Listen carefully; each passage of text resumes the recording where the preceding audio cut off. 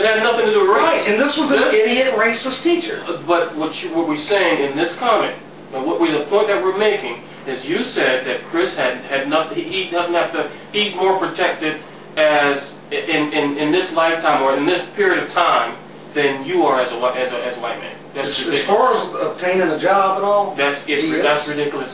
He was told in his lifetime. He was told in his lifetime. I'm going to give you more points, but he was told in his lifetime that making a B was good for a black boy. That's horrible. That is, and that shows you. But I didn't read Chris's past. I'm going off of this question. No, I know, but you said, that's why I made that point, what you said in the very beginning, that he is more protected as a black man than you are as a white man. By law, he is. And that is ridiculous. That's not ridiculous. It is. That's ridiculous. Okay, now let me get off of Chris for a second. Let me get on Craig. All right. Let me tell you about the point that this person who responded to Chris was saying in regards to being twice as good. Okay. Now, I was working with a company, I won't mention the name, as a senior sales engineer in the technical field when I first got out of the military and went into corporate America. And I can tell you firsthand that I know for a fact that I had to perform twice as good as my white counterparts to be considered a viable source, or to be considered to be even halfway know what I'm talking about. Every time that I go into a presentation, until I open my mouth, I am not even looked at. Until they understand that I can enunciate and I can articulate my points and concepts, they don't even look at me. And the reason why they do it is because I have to always be proving myself. Always. You don't have to do that. I do. No. I do. You don't have to do that. I would have to prove myself if I walked in to a African American owned business as much to them as you would in a That is ridiculous. Let me tell you why that's ridiculous. Let me tell you why. Because you and I... There's racists in both races, unfortunately. Listen what I'm talking about. You and I can go and say the exact same thing to a black person. You know what they're going to believe? You. They're not going to believe me, but they will believe you. Did you say to a black person? Absolutely is what I said. They will believe something that you said over what I said. You're saying your own race discriminates against each other. They absolutely do. And that burns me up more than anything. I'll be the first to tell you that. They will believe that you don't have to prove yourself to black people, and you don't have to prove yourself to white people. They're going to automatically assume that you know more than me. And that is absolutely true. I've seen it. I've experienced it. I was in charge of the Southeast. Before I left this company that I talked about, I was actually had been promoted to the Southeastern Technical Director.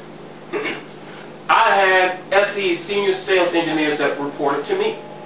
We would go to a client site where we would have to do a presentation to show how the systems work and just do the technical part of the sales, right? I would be training someone. I would just go into the office and have this person go with me, and you know what happened? The first thing that person does, and it's usually a white person, they look at the white guy and, okay, so what you guys have for me? And they want him to talk. They don't want to hear anything from me. They assume that I'm the trainee. They make that assumption. And that's horrible. And I know that exists. That's why the point is mute. And it's not. Because the difference there is discrimination coming from an individual or a company versus the government mandating what I'm talking about. So mine is that the government mandates racism against me. Unfortunately, there's racist companies and racist individuals that may treat him bad. I stayed on point, but maybe he does have to work twice as hard, and I am so sorry, and I hate it. But to me, that's no right, and it gives no right to the government to force discrimination on me, because there are more white people that may own the businesses. And if there are prejudiced ones, Indians, which they were prejudiced of everything, that is no reason for the government to force racism Well, how on do you me. make it equal? How do you perceive it? What are your thoughts on Right, making I it equal? guess if you look back 100 years, there was more black-owned businesses in Georgia than there are now. And I guess the way In we make Georgia? it, yes, there was. That's a fact. I want to see that back. That is absolutely a fact. And I guess the way you do that is by owning businesses. And, you know, I don't know the change, and I'm not going to say it just happened to African Americans, because it happened to white people, as we've stated earlier in the show. There's more white people on welfare than black people. But I would think that our give system that we have here in this country of, hey, if you can't get a job, we'll give you the food, we'll give you this and that.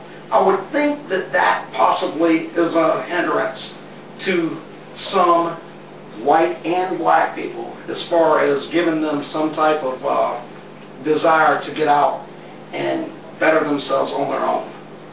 And I think you've got to have something to start something, obviously.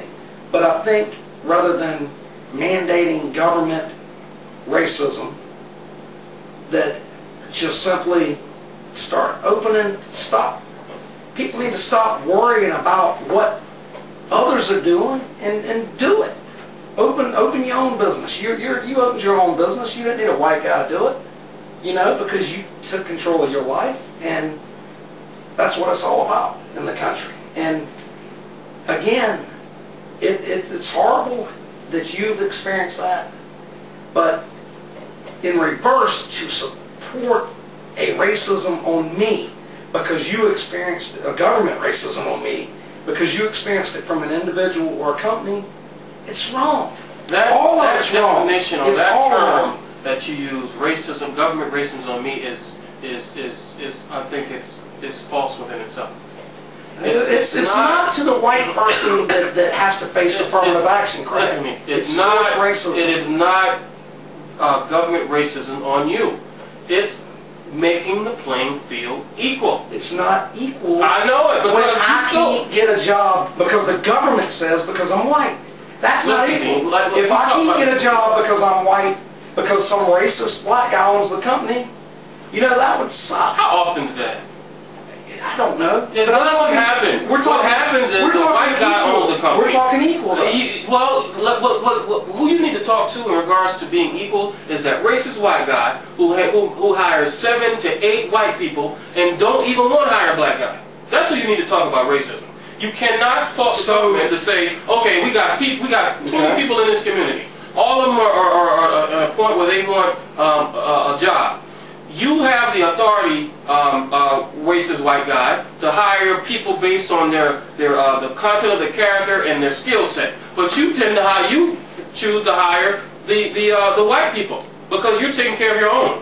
For someone to come in and say, okay, what we're going to, and mind you now, affirmative action, especially in Georgia, is not something that's a punishable offense. It's just saying that, okay, if you wanna abide by these rules and regulations of this quota, then you can get a government contract. Exactly. And it's not mandated though. Oh, I know. It's just the language. I know. They can do it if they feel like it. You and I own a company, both own our own company, and we go to put in a bid to do